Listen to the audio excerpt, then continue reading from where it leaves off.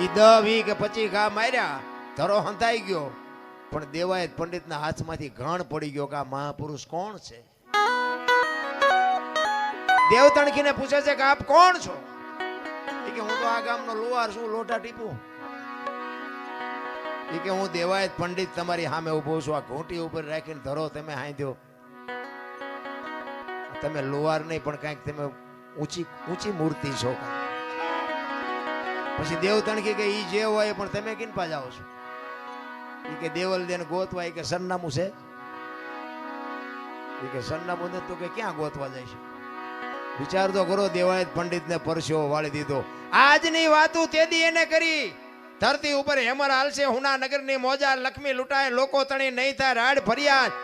બાપુ કાંઈક વાતું કરી. બાપનું કીધું બેટા નહીં કરે, ઘરે ઘરે લાજુ નહીં કાઢે, કાંઈક બાપુ દીકરાનું કીધું કઈ બાપ નહીં કરે, બાપનું કીધું દીકરી નહીં કરે, ફેશન ને બેસન ને પાણી પડી કે પાણી વેસાય ને કાંઈક દેવાયત પંડિતે વાત કરી. આજની હજારો વર્ષ પહેલા ઈ દેવાયત પંડિતને દેવતણખીએ પરસ્યો વાળી દીધો. તો દેવતણખી કેવો હોય છે? ઈ કે દેવલ દેને તમે લઈ આવ્યા તારે તમે કાંઈ કીધું તું? તો કે હા. કે હું કીધું તું? ઈ કે શંકા નહીં જાય, શંકા જ્યાં સુધી નહીં જાય ત્યાં સુધી હું તમારી રહીશ, અને શંકા જાય તેથી હું તમારી નહીં હોય. તો કે શંકા ગઈ હતી? તો કે હા. તો કે હવે હું ગોતવા નીકળ્યા છો?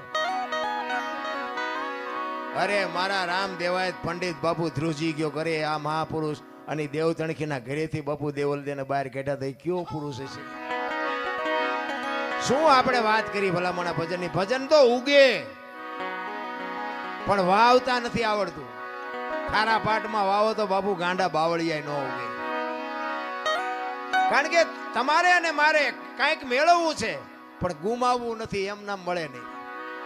92 લાખ માળવાનો ધણી ભરથરી છે ને, જોજો વિચાર કરજો કે પિંગળાનો એક ઇતિહાસ એવો છે કે અશ્વપાળ પાસે રાતે ગઈ હતી અને ભરથરી આ જોઈ ગયો ને આમ થયું ને તેમ થયું ને, આવી બધી વાતો છે. એ વાત ખોટી છે એવું મારો દાવો નથી, પણ હું તમને એક વાત કહું કે 92 લાખ માળવાનો ધણી હોય એનું બૈરું આવું જેવું તેવું હોય?